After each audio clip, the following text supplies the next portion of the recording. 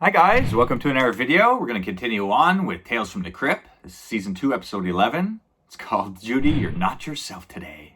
This one's really strange, man. It's not one of my favorites. It's even when I was younger, it's like I always kind of like skip that one. But going back and watching it now, just before the review, it's not as bad as I remember, but still not one of the best, the series has to offer, that's for sure. It aired June 12th, 1990. It's a little over 28 minutes long. It's directed by Rhonda Haines. It's not the well-known filmmaker there, especially not in horror films. So maybe that's why it's not one of my favorites there, but it's still a decent episode. And probably the best part of the show or this episode is the cast. It's got a fun cast. I mean, a lot of people know these people, but probably not by name. Like Frances Bay, that old woman there. You've seen her in tons of stuff, like Karate Kid 1 and 3. She's the woman at the new apartment building where LaRusso moves to. Later on, she played in The Mouth of Madness, John Carpenter film. The Paperboy, another fun kind of Canadian horror film. Carol Kane, she's probably the most notable there. When a Stranger Calls, probably her biggest breakthrough film back in the day. But then she played in Jumping Jack Flash, License to Drive. There was a sequel to When a Stranger Calls. I mean, she's still acting today. Very good actress. And Brian Kerwin plays Judy's husband, Donald, in this show. He's a fun actor. What I remember him from is Murphy's Romance, the Sally Field, James Gardner, Corey Haim film. He plays Sally Field's ex-husband. He's so funny in that film. Maybe that's why he got this part. He kind of got that similar weird, sarcastic, goofy humor. It's not to be taken too seriously, this episode, until the last minute. My God, does it ever become one of the darkest, most disturbing shows ever? But yeah, let's get into it. It's the opening is like a classical piano music, and that's pretty much the score. I don't mind it. The music's pretty decent actually. And we get like some shots of their house, like the paintings, the little miniature statues, displayed in their house and everything. And we see Carol Kane, Judy in the show there. She's drinking her tea, eating her breakfast, and her husband, Donald, he's gun crazy. It's kind of hilarious. He's just there fooling around with the shotgun while she's like eating breakfast, and he goes and sits down with her, and the doorbell rings, and she's like, "It's a solicitor."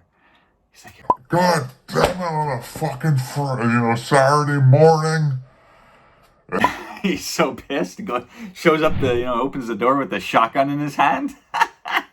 And of course, this guy's going door to door, with a petition for gun elimination. The guy's like, "You want to say that again?"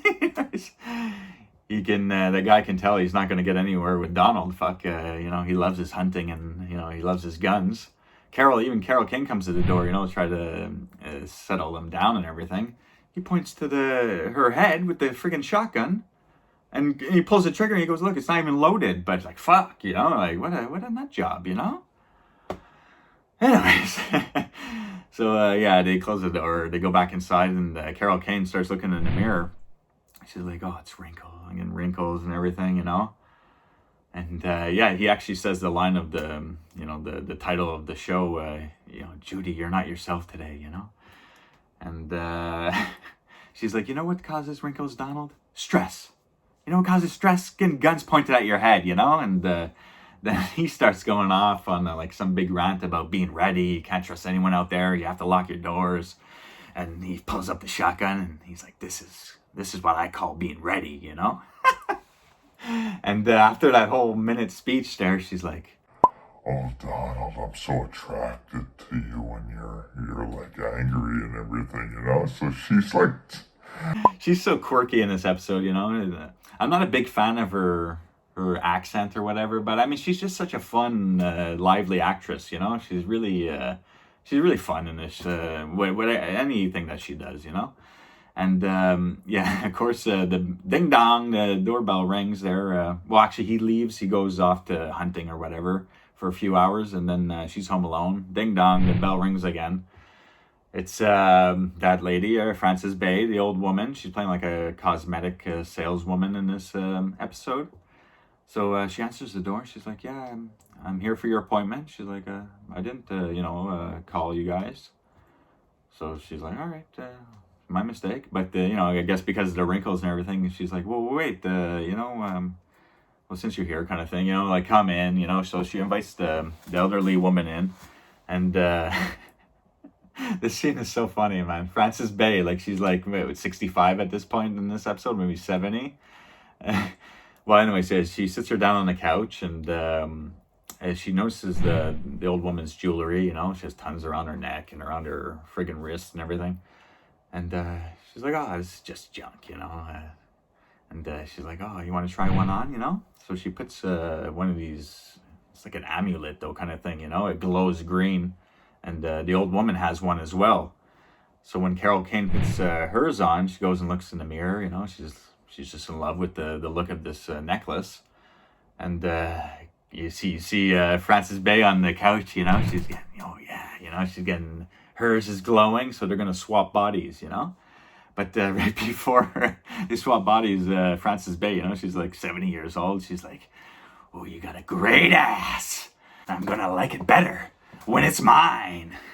So she's just like, can't wait to swap bodies and be young again kind of thing, And so the husband gets home, and he's like, Judy, he's looking for his wife, and the old woman lunges on him. So you're like, what the fuck, it's a little jump scare kind of thing. And I'm thirsty, sorry. And then, so she's like, no, Donald, it's me, it's your wife, Judy. So Donald's got her in his arms, and he's asking her a bunch of questions, like about their past, their wedding. What was our number to our suite or whatever? And she's like, we didn't have one because you forgot to confirm the reservation. So only things that his wife would know, So he's pretty convinced, right off the bat. It took about 30 seconds that that's not his wife. And the phone rings. It's his buddy at the train station. He says, yeah, I see Judy. She's not herself today. So he's like, what do you mean? She's like acting strange. And she's over here at the train station. So he knows where she is. He's like, okay, we got to go get her, And the old woman's like about to get her coat on. And he locks her in the freaking closet. Takes off to the train station and sees Carol Kane there. And she gives him like the cold shoulder. She doesn't know who he is, So he's like, I guess he's pretty convinced that this really happened, that they swap bodies. And he comes up with the idea of because he stops her before she goes on her train ride out of there, and he stops her and he's like, Judy, please don't run away, don't fight it. The cancer, it's not going to go away if you take off, So the old woman in Judy's body is like, cancer, I'm going to die kind of thing, So she freaks out, and you see the glowing thing in the train station. And Judy's back to normal. So that means the woman locked in the closet is the old woman still. So they rush back home, and he has his little pistol revolver out.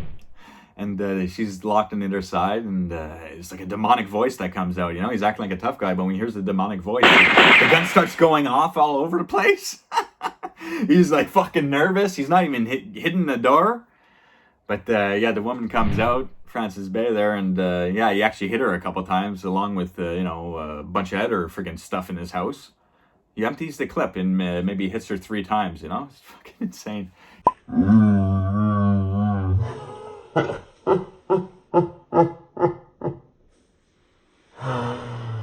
Anyway, so and then you think it'd be a big shocking moment. He's like, yeah, he's like all pumped, by this whole situation.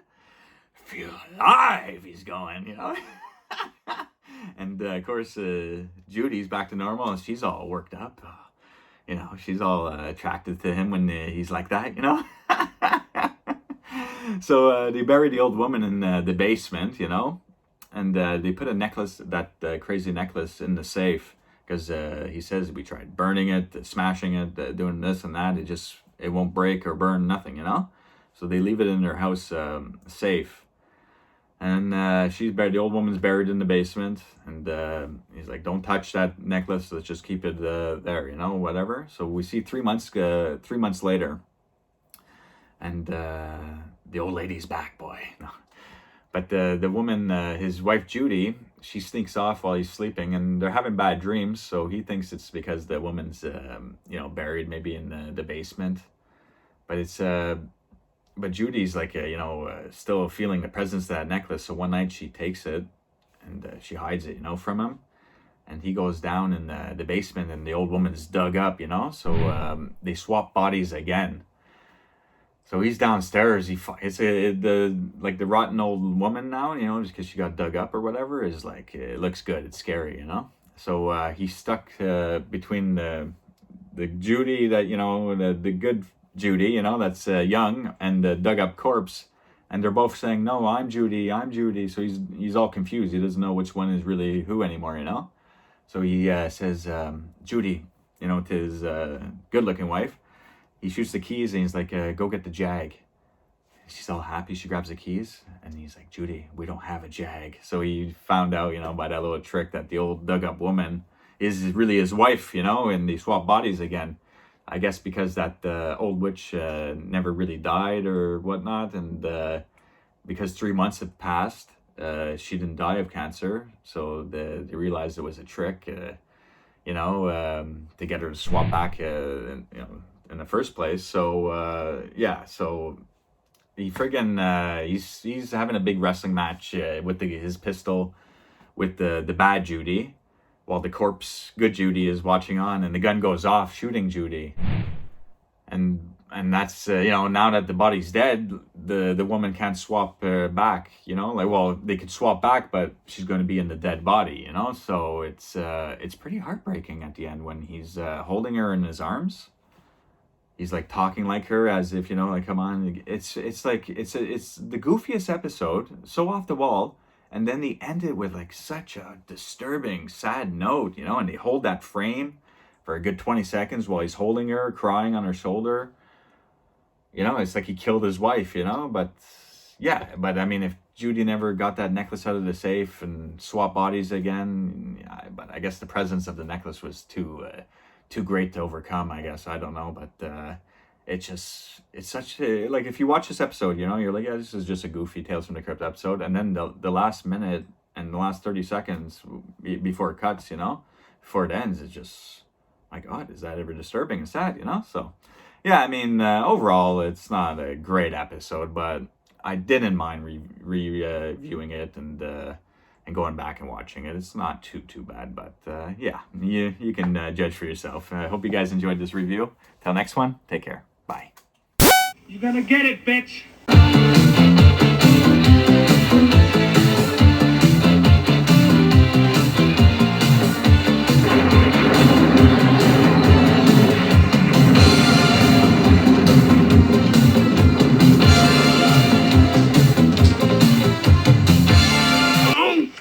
Damn enchiladas.